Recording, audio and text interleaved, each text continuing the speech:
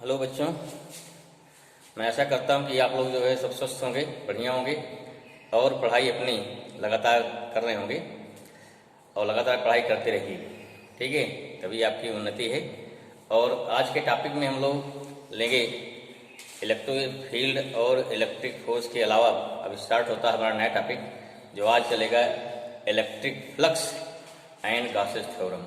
ये भी अपने में बहुत ही इम्पॉर्टेंट टॉपिक है कि इलेक्ट्रिक फ्लक्स और गॉसेस थ्योरम, जिसमें बोर्ड में प्रत्येक वर्ष क्वेश्चन आता है। बोर्ड के लिए भी इम्पोर्टेंट है, कंपटीशन के लिए भी इम्पोर्टेंट है। ठीक है, बशर्ते क्या है कि आपको इससे बेसिक एकदम क्लियर, फंडा क्लियर होना चाहिए। क्वेश्चन थोड़ा स्टैंडर्ड बुक से लगाइए उसके। ठीक है, पहले थीम समझिए। जब थीम क्लियर हो जाएगी तो आप जब क्वेश्चन लगाएंगे, चाहे स्टैंडर्ड बुक से चाहे जिससे, ठीक है, तो आपके सारे क्वेश्चन सॉल्व होंगे।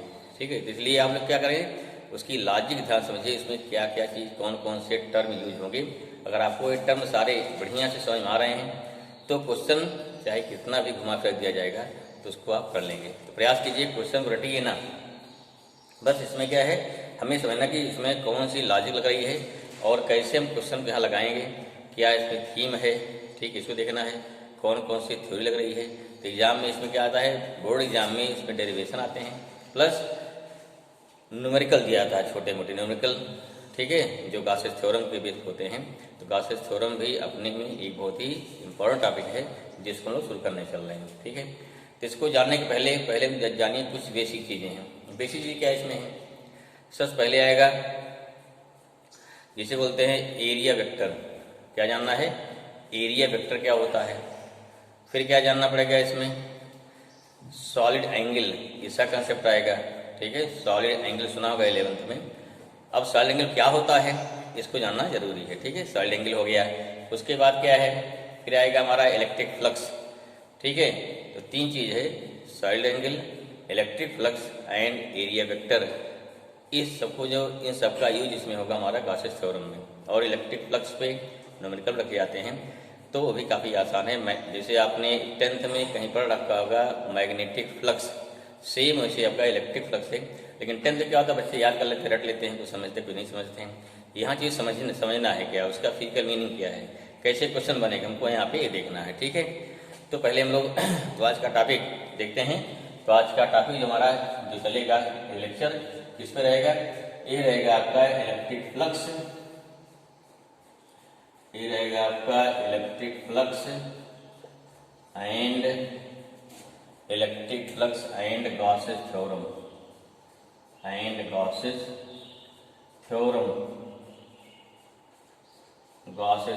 ये हमारा लेक्चर रहेगा आज का, जो अपने में बहुत ही इंपॉर्टेंट टॉपिक है। इसको ध्यान से देखना, हमको करना है।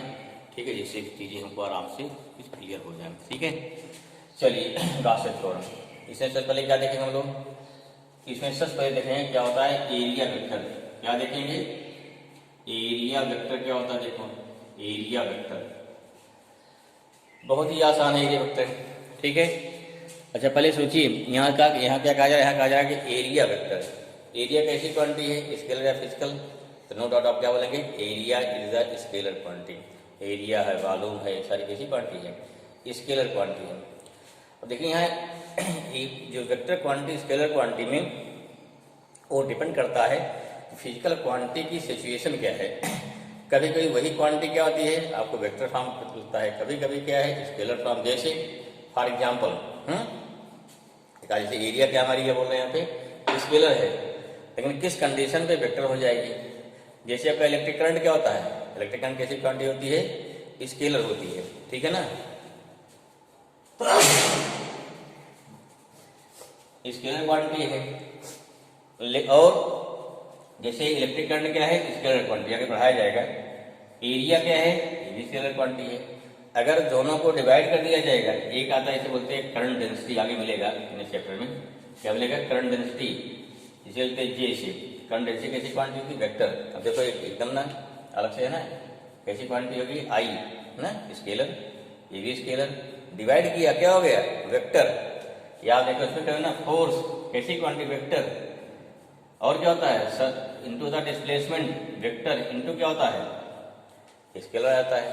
तो हमें कोई फिजिकल क्वांटिटी स्केलर क्यों है, वेक्टर क्यों है, इसको ध्यान समझना है, ठीक है। कब लेंगे स्केलर, कब लेंगे वेक्टर, सिंपल। तो उसका जो ऑपरेशन होता है, ठीक, वो देखना है। क्या देखना है? उसका जो ऑपरेशन होता है, मतलब किस प्रकार से ये क्वांटिटी हमारी फिजिकल क्वांटिटी कैसे ऑपरेट कर रही हैं, तो वहां लेते हैं स्केलर और वेक्टर, ठीक है। अब यहाँ देखिए, तो जैसे वाले कोई क्वांटिटी हमारी सारी एरिया है, एरिया वेक्टर क्या हो गया, जैसे मान लो क्या हो गया, जैसे मान लो डस्टर है, ठीक है, डस्टर में क्या हो गया, सरफेस एरिया हो गई। सिंपल एरिया क्या हमारी स्केलर है। लेकिन अगर मान लो कोई चीज इस सरफेस एरिया के परपेंडिकुलर कोई चीज निकल रहा है, परपेंडिकुलर, जैसे लाइन खींचा आपने, परपेंडिकुलर हो गया ना, जो परपेंडिकुलर हो गया, इस सरफेस एरिया के जो परपेंडिकुलर डायरेक्शन है वही क्या है, वही हमारा क्या है, वेक्टर है। मतलब क्या हुआ कि अगर मान लो, जैसे मान लो कोई एरिया, मान लो एरिया है, कोई एरिया है, ठीक है। अब यहाँ क्या है, अगर इलेक्ट्रिक फील्ड लाइन क्या होगी, इसके निकल रही है परपेंडिकुलर, कैसे निकल रही है, perpendicular.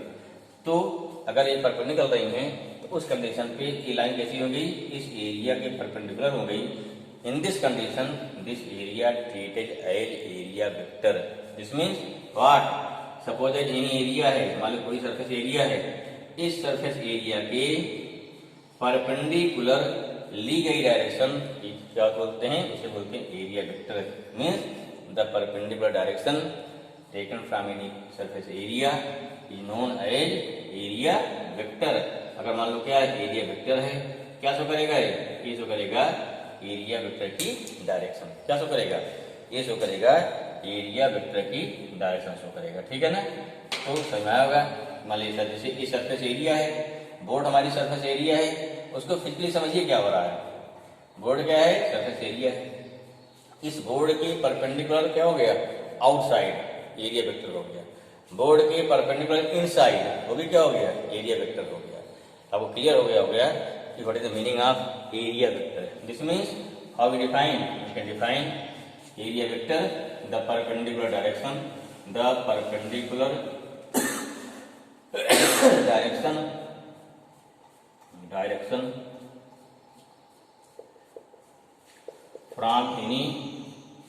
from any surface area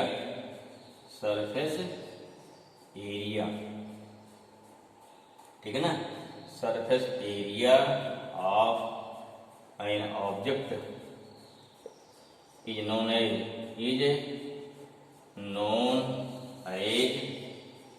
क्या हो गया, as known as area vector, known as area vector हो गया पहला।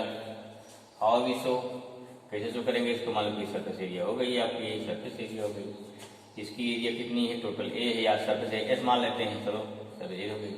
अब इसे क्या होगा, दिस हो गया परपेंडिकुलर डायरेक्शन, क्या हो गया, ए हो गया एस, क्या हो गया यूनिट वेक्टर, क्या हो गया एस यूनिट वेक्टर, क्या शो कर रहा है, इसकी हो गई परपेंडिकुलर एरिया हो गई, इसे क्या बोलते हैं, इसे बोलते हैं एरिया वेक्टर। तो यहाँ पर भी अगर एरिया वेक्टर कंसेप्ट आता है तो हमें तुरंत जाना चाहिए पूरी एरिया हमारी ए हो गई, इस एरिया के परपेंडिकुलर डायरेक्शन जो हमारी क्या हो गई, वही एरिया वेक्टर हो गई। क्योंकि इसका यूज बार बार होगा, ये आपको दिमाग में एकदम कंसेप्ट बैठाना है, ठीक है। चलिए दूसरा लिखिए, दूसरा क्या बताते हैं पहले, अभी दूसरा बताए थे। इसके बाद सेकंड हमारा है सॉलिड एंगल। क्या होता है, सॉलिड एंगल, तो ये भी जान लिखा तो है, ठीक है। पहला हम लोग पढ़ चुके हैं एंगल, क्या पढ़ चुके हैं, एंगल याद होगा। एंगल क्या होता है, एंगल होता है मतलब कोई सर्कल है, ये क्या बनता है, बनता है प्लेन में, 2D बनता है, क्या बनेगा 2D में, क्या क्या हो जाएगा, इसका रेडियस हो गया, ये क्या हो गया, आर्क हो गया, मान लो ए बी, एंगल थीटा हो गया। क्या होता है, एंगल इक्वल होता है आर्क अपॉन रेडियस, क्या हो गया, आर्क अपॉन रेडियस। इसकी यूनिट क्या होती है रेडियन, इसकी होगी यूनिट, क्या होगी, रेडियन इसकी यूनिट हो जाएगी। और डायमेंशन क्या हो गया, बट नो डायमेंशन ना, नो डायमेंशन ऐसी क्वांटिटी है जो क्या हो गया, नो डायमेंशन, मतलब ऐसी क्वांटिटी है जिसमें क्या है, यूनिट होती है लेकिन डायमेंशन नहीं होती है। अब उस पर आ जाओ, और इस सॉलिड एंगल, देखो कोई सॉलिड है, कोई सॉलिड है, जिसमें सॉलिड हो गया, कोई सॉलिड लीजिए, मान लीजिए सॉलिड हो गया भाई, ये पूरा पूरा सॉलिड इस पॉइंट पे कितना एंगल बनाया जाए, सोचिए एक लाइन यहाँ खींचिए, पूरा पूरे सरफेस से लाइन खींचिए, इस के पूरी सरफेस से ये जब अब ऐसे हर पॉइंट लाना है, ऊपर से भी लाना है, हर पॉइंट पूरी सरफेस से। तो यहाँ इस पे जो एंगल बनाए से एंगल बनाया है कोण जैसा, ये पॉइंट ओ हो गया, इसे क्या बोलते हैं, इसे बोलते हैं डेल्टा ओमेगा, या इसे बोलते हैं साइड, कहीं इसे ओमेगा लिखते हैं, या कहीं कहीं ऐसे लिखा जाता है डेल्टा इस टाइप ओमेगा, ऐसे लिखा जाता है दोनों। तो लेकिन ज़्यादा बढ़िया डेल्टा ओमेगा स्कूल की क्या लिखते हैं, स्कूल में लोग डेल्टा ओमेगा पढ़ेंगे, ठीक है। ये क्या हो गया, ये हमारा गया सॉलिड एंगल हो गया। देखिए एक सिंपल सी चीज मान लो क्या है, जैसे मान लो ये ऑब्जेक्ट हमारा है, या एक दूसरा देखो पड़ा यहाँ पे देखो, जैसे देखो ये ऑब्जेक्ट है दिखाई पड़ रहा है, ठीक है। अब कोई पॉइंट लीजिए, इस पॉइंट पर क्या करना है, हमें हर पॉइंट से यहाँ से ले जा करके हर पॉइंट से इसके जोड़ देना, यहाँ जो जुड़ेगा इसके पॉइंट क्या होगा, इसे यहाँ से यहाँ से यहाँ से यहाँ से यहाँ से हर पॉइंट जाएगा ना, एक एंगल बनेगा हर कोने पे, जो एंगल कोने बना वही हमारा क्या है, वही बन जाएगा सॉलिड एंगल बन जाएगा, ठीक है। सिंपल सा है। अब देखिए ये तो हमने एक पूल लिया, अब पूरे चारों तरफ से लीजिए, चारों तरफ से पूरी सरफेस एरिया, पूरी तो हमने छोटा पार्ट लिया ना, ये छोटा पार्ट के स्मॉल पार्ट डेल्टा एस हो गया, और जो हमारी रेडियस हो गई एवरेज कितनी होगी, आर हो गई। ऐसे पूरा एरिया कवर कर लेंगे, क्या हो जाएगा, ये क्या बन जाएगा, ये बन जाएगा स्फीयर बन जाएगा, क्या बन जाएगा, स्फीयर टाइप बन जाएगा, इसको हम कवर कर लेंगे। यहाँ क्या हो जाएगा, हाउ डिफाइन, यहाँ क्या है, यहाँ डेल्टा ओमेगा जो होता है कितना, डेल्टा जो ओमेगा होता है ये होता है डेल्टा एस अपान क्या होता है, अपान होता है आर स्क्वायर। यहाँ भी क्या हो गया, यहाँ पर भी आपकी यूनिट क्या हो गई, इसकी जो होती है यूनिट, ये क्या होती है, यूनिट होती है स्टेरेडियन, क्या हो गया, ये हो गया स्टेरेडियन होगा, लेकिन यहाँ भी हो गया नो डायमेंशन, ध्यान रखिए नो डायमेंशन, क्लियर हुआ। अब देखिए हाउ डिफाइन, इसमें क्या हुआ, किसी डिफाइंड है the ratio of small surface area upon क्या हो गया, अपान स्क्वायर ऑफ क्या हो गया, radius, therefore it is defined as, it is defined as, defined as, defined as the angle, the angle, angle formed by any solid at any point, at any क्या हो गया point, और क्या हो गया, it is the ratio of, और it is the ratio of, यहाँ delta S लिया है तो क्या हो गया, small surface area, small surface area, surface area to क्या हो जाएगा, to square of, to square of radius, to square of radius, जो सिंपल लैंग्वेज है, बाकी तो और भी लैंग्वेज टफ हो सकती है इसको, आप जिससे आप समझ आए आपको। अगर एरिया और छोटी हो गई तब कितना हो जाएगा, ये हो गया डी एस बाई कितना हो गया, आर स्क्वायर हो जाएगा, जो भी दिया रहे, क्लियर हो गया सर। अब देखिए अन्यथा कोई बॉडी है, पूरी बॉडी के छोटे पार्ट लिया, कोई बॉडी मान ली क्या है, छोटा पार्ट लिया, इसका छोटा पार्ट लिया, इस छोटे पार्ट से कितना एंगल बना, यहाँ पे छोटा बना कोण जैसा, कैसा कोण जैसा बना। अगर इसको क्या करें, पूरा कवर कर दें, पूरा कवर कर दें, तो एग्जैक्टली क्या बन जाएगा, ये बन जाएगा हमारा स्फीयर बन जाएगा। और उस केस में अगर स्फीयर बन गया तो देन टोटल सरफेस एरिया कितनी आ जाएगी, वो आ जाएगी 4 पाई आर स्क्वायर। अगर 4 पाई आर स्क्वायर आ गया, this means total solid angle formed at any point कितना हो जाएगा, नीचे लिख लीजिए क्या हो जाएगा, अगर निकालने हैं निकालते हैं क्या, total solid angle formed by an object at any point कितना बन जाएगा, कितना हो जाएगा भाई, देखिए इसको जरा कितना हो गया। जो क्या करना है, इसको पूरा फैला देना चाहता हूँ ना, तो पूरा पूरा चाहता हूँ हो जाएगा। कितना नहीं बनता पूरे एक पॉइंट पे, वो बनता है 360 डिग्री, कितना बनता है 360 डिग्री बनता है। या यहाँ देखिए टोटल सरफेस एरिया कितनी हो जाएगी, तो क्या डेल्टा ओमेगा इक्वल टू कितना हो गया, ये हो गया कितना, यहाँ टोटल सरफेस एरिया जो हो जाएगा क्या, चाहे लिखो एस अपान टोटल हो गया आर स्क्वायर, एस कितना होता है 4 पाई आर स्क्वायर अपान क्या होता है अपन आर स्क्वायर हो जाएगा, ये कट जाएगा ना। कितना आया? तो डेल्टा ओमेगा इक्वल टू आ गया 4 पाई, जो बड़ी इंपॉर्टेंट है, स्टेरेडियन। क्या आ गया? स्टेरेडियन। किसी एक पॉइंट पर टोटल साइड एंगल कितना बनता है? जो टोटल सॉलिड एंगल बनता है कितना? ये होता है 4 पाई स्टेरेडियन। तो आपको सॉलिड एंगल का कंसेप्ट दिमाग में आया होगा। दिमाग बैठाइए इसको कि कोई मान लीजिए एक यहाँ क्या है, कोई एक पॉइंट है, कोई साइड है, छोटे पार्ट से कितना एंगल बनेगा? एग्जैक्ट लाइक क्या बनेगी? जैसे बनता कोन टाइप का, पूरा एरिया कवर कर लेगा, जैसे कोन बन जाएगा। ठीक है ना? आपने समझ लीजिए वाले क्या है, एक बाल लीजिए, एक कोई जाल ले लो, जाल टाइप का, ठीक है, बाल रखिए, जाल उठा लीजिए, ठीक है, या जैसे मच्छरदानी आजकल आ रही है, ठीक है, जो क्या करेंगे, मच्छर लगा दिया, उसका पूरा पकड़ के उठा दिया, ऊपर टांग दिया, एक पॉइंट बांध दिया, पूरा क्या बन गया? तो ये क्या बन, उसका बन गया सॉलिड एंगल बन गया ना, जो बनता कोन टाइप का।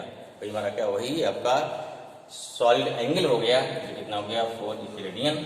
4 पाई टोटल होता है, किसी पॉइंट में होता है कितना बड़ा एंगल हमारा बन रहा है। तो इसका कंसेप्ट बहुत जरूरी है, क्योंकि बार बार इसका भी पूछ जाता है उसके प्रूफ में और सब में। ठीक है, क्लियर हुआ?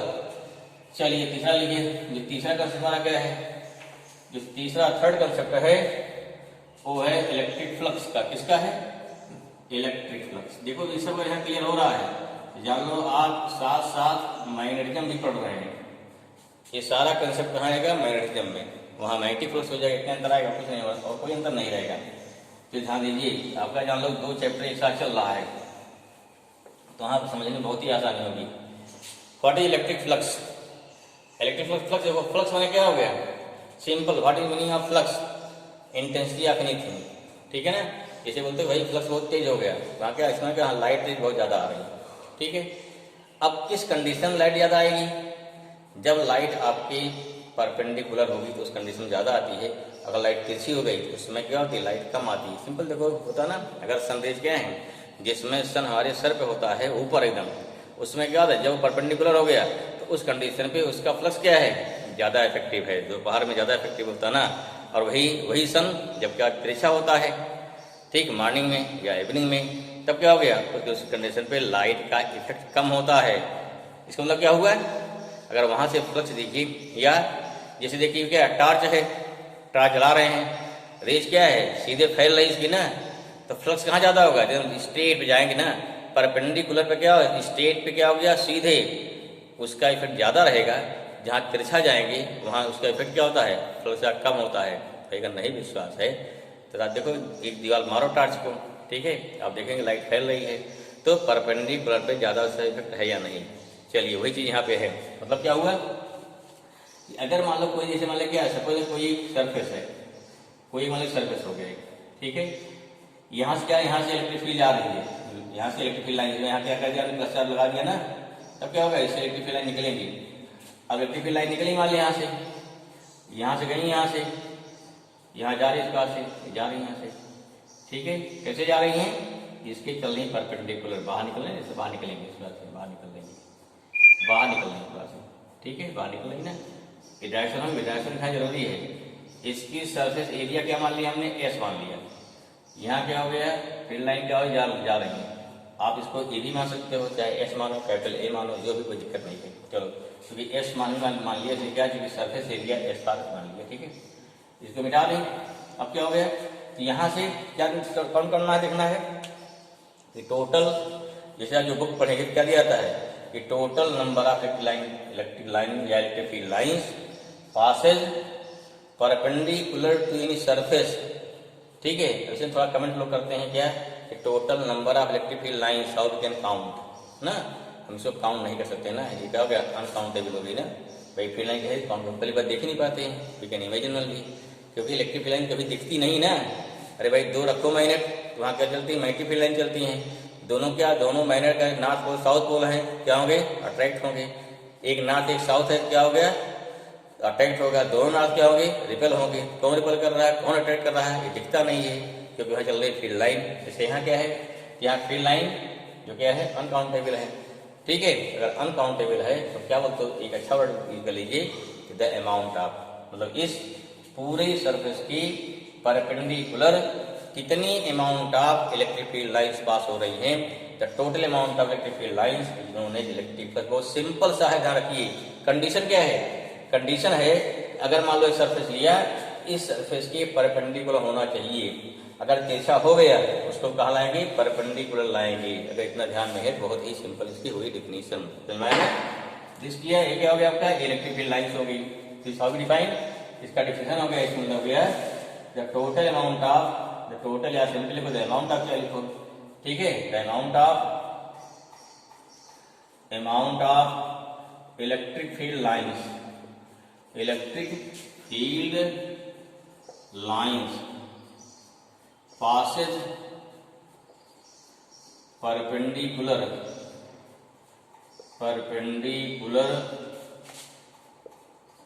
to any area of surface या to any surface area, चाहे to any surface area or to any area of surface, area of surface इन्होंने क्या हो गया? इज नोन एज, हो गया is known as electric flux. Clear हो गई? इलेक्ट्रिक फ्लक्स कंडीशन क्या है? फील्ड लाइन हमेशा एरिया, सरफेस एरिया के परपेंडिकुलर होगी। जैसे बताइए, सोचिए, अगर फील्ड लाइन क्या होगी? इस सरफेस एरिया के परपेंडिकुलर हो गई। अगर ये सरफेस एरिया लेते हैं, अगर इसको ट्रीट करें एज एरिया वेक्टर, तो उस कंडीशन पर क्या होगा? आपका एरिया वेक्टर जो होगा, अर्थात जो सरफेस एरिया की परपेंडिकुलर डायरेक्शन किधर है, वो भी इधर ही तो है, वो भी इधर है, माने क्या हो गया? डायरेक्शन क्या हो गया? सरफेस एरिया हो गया, डायरेक्शन हो गई। ठीक है, क्लियर हुआ? या अगर इसका दिखाते हैं, अगर दिखाएंगे, इसको दिखाएंगे एरिया वेक्टर दिखाएंगे। फील्ड लाइन हमारी क्या होती है? इलेक्ट्रिक फील्ड लाइन क्या होती है? इज आर वेक्टर क्वांटिटी, आप जानते पहले से ही है। अगर दिखा रहे एरिया वेक्टर, तब क्या हो जाएगा? इस सरफेस एरिया का मैग्नीट्यूड और क्या हो गया? इसके परपेंडिकुलर डायरेक्शन। क्लियर करिए, यस कैट मींस क्या हो गया? यस कैट मींस हो गया इस एरिया के परपेंडिकुलर डायरेक्शन। वेक्टर क्या हो गया? वेक्टर हो जाएगा इस सरफेस एरिया का मैग्नीट्यूड और उसका परपेंडिकुलर डायरेक्शन। क्लियर हुआ? अब देखो ध्यान से, यहाँ पे in this condition our electric field lines are perpendicular to the surface and area vector is also perpendicular to the surface area. This means what? It means क्या हो गया? It means हो गया कि vector E parallel to vector S। समझ में आ गया? पैरेलल टू वेक्टर ना, यहाँ पे हो गया, यहाँ पे E और S आपस क्या आएंगे? पैरेलल हो जाएंगे। अगर पैरेलल हो गया, एंगल कितना हो गया? 0 हो गया। ठीक है, 0 हो गया। अब जरा सोचिए, अगर हमको इलेक्ट्रिक फील्ड लाइंस को, सरफेस एरिया को इनटू करना हुआ, तो क्या करेंगे? स्केलर प्रोडक्ट करेंगे या वेक्टर प्रोडक्ट करेंगे? सोचिए जरा, फट से सोचिए, क्या करेंगे? इनटू हमें क्या निकालना? हमें निकालना है टोटल अमाउंट निकालना ना। कैसे निकलेगा?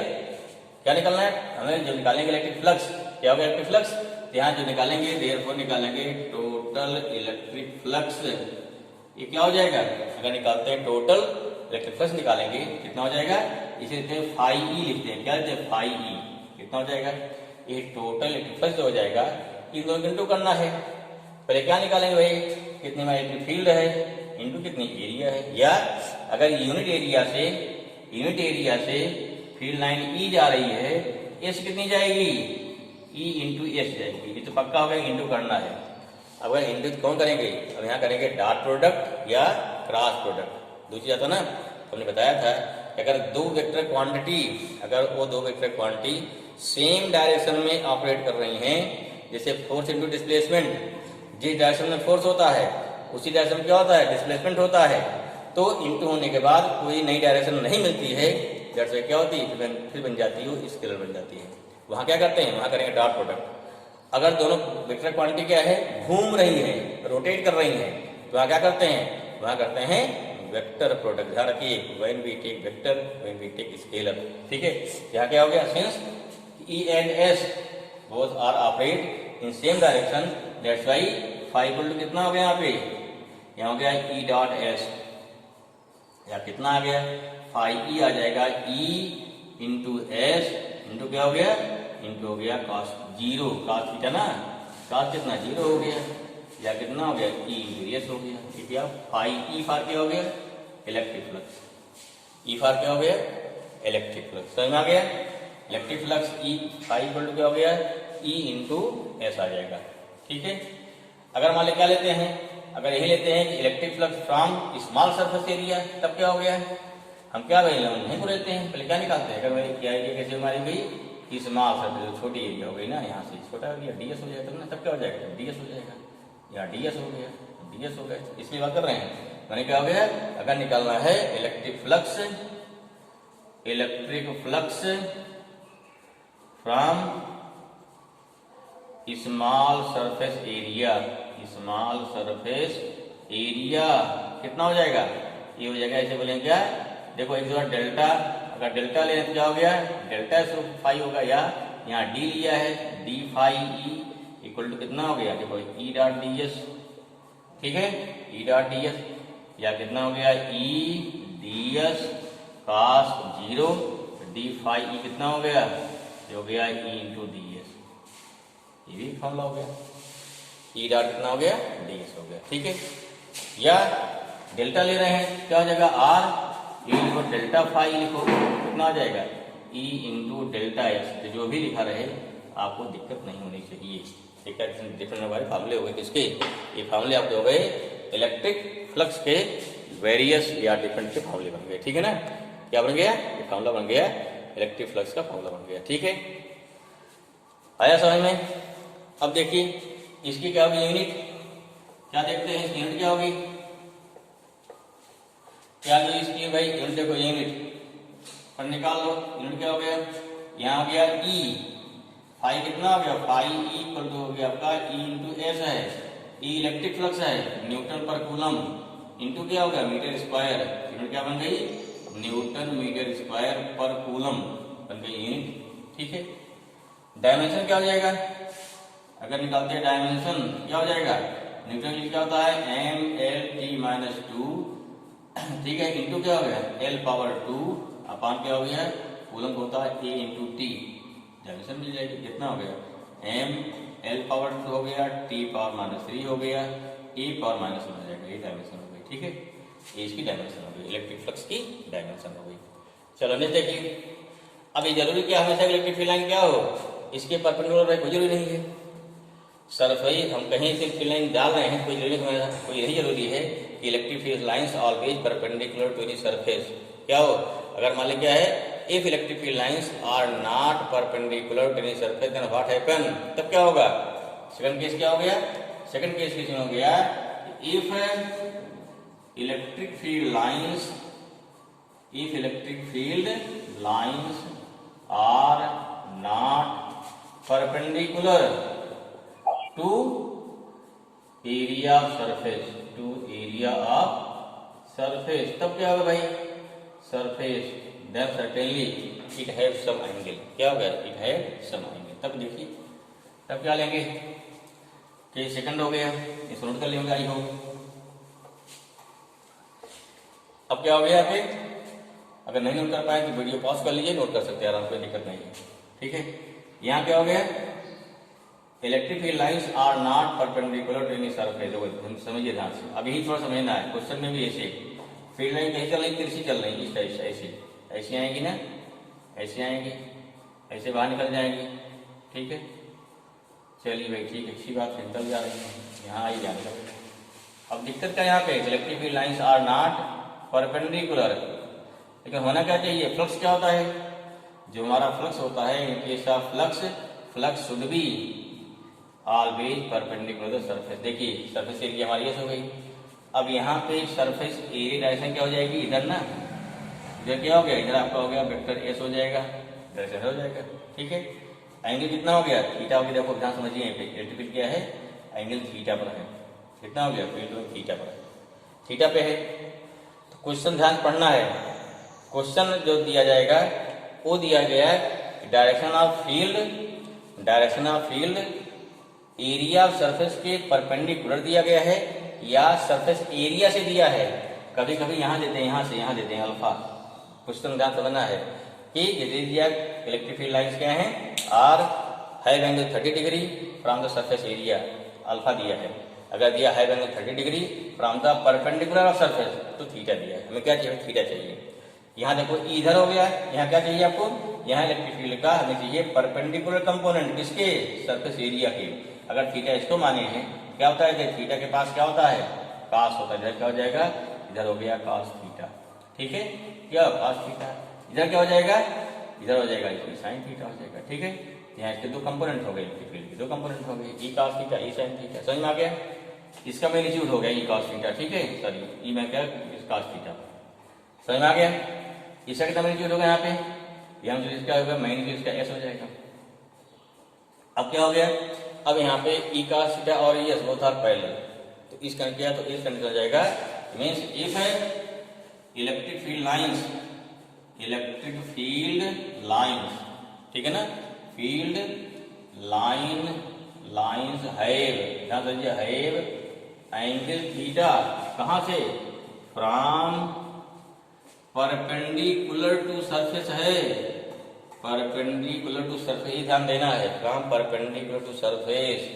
देन क्या हो जाएगा? Then phi E. अगर ले रहे टोटल ले रहे हैं, सही फील्ड है, सारी फील्ड क्या होगी? सब निकालना पड़ेगा इस परपेंडिकुलर। फिर फाई कितना हो जाएगा? ये हो जाएगा ई कॉस थीटा इंटू क्या हो गया? एस, या कितना हो गया? ये हो गया ई एस कॉस थीटा। याद करिए क्या होता है? ई डॉट में क्या आ गया? ऑटोमेटिक क्या आ गया? Vector E dot vector S आ गया, ठीक है, समझ में आ गया होगा। फिर क्या ले रहे हैं? अगर ले रहे हैं स्मॉल सरफेस एरिया, सिमिलरली क्या हो जाएगा? सिमिलरली स्मॉल सरफेस एरिया क्या हो जाएगा? डेल्टा फाई ई, कितना हो गया? ई डॉट डेल्टा एस हो जाएगा, ठीक है। और डी फाई ई कितना हो जाएगा? Vector E dot D S. ध्यान दीजिए इधर वेक्टर नहीं लगाना है, means electric flux is a scalar quantity, total amount हुआ है, total number of field line पूछा है ना, क्लियर हो गया ना। इसमें क्या हो गया? यहाँ पे electric flux is smaller quantity, smaller quantity हो गया मेरे, ठीक है, क्लियर हो गया। The meaning of electric flux आपको शायद समझ में आया होगा। इलेक्ट्रिक फ्लक्स क्या होता है, क्लियर हुआ। और इलेक्ट्रिक फील्ड क्या होता है, सॉरी एरिया वेक्टर क्या क्लियर हो गया, एरिया वेक्टर क्लियर हुआ, इलेक्ट्रिक फ्लक्स क्लियर हो गया, ठीक है, सॉलिड एंगल क्लियर हुआ। ये चीजें समझ में आई, आ गई होगी। तो अब उसके बाद नेक्स्ट हम क्या लेते हैं? इनमें कुछ हमारे एग्जाम्पल्स होंगे या कुछ इसके न्यूमेरिकल्स होंगे, छोटे मोटे, या हर टाइम हम थोड़ा थोड़ा देख लेते हैं, तब शुरू करते हैं हम लोग गॉसियन थ्योरम, ठीक है। तो इसको लेते हैं, इसकी चूंकि तो बहुत बड़ी वीडियो हो जाएगी, तो छोटे में यहाँ पे इसको एंड करते हैं। इसके न्यूमेरिकल और गॉसियन थ्योरम लेते हैं नेक्स्ट वीडियो।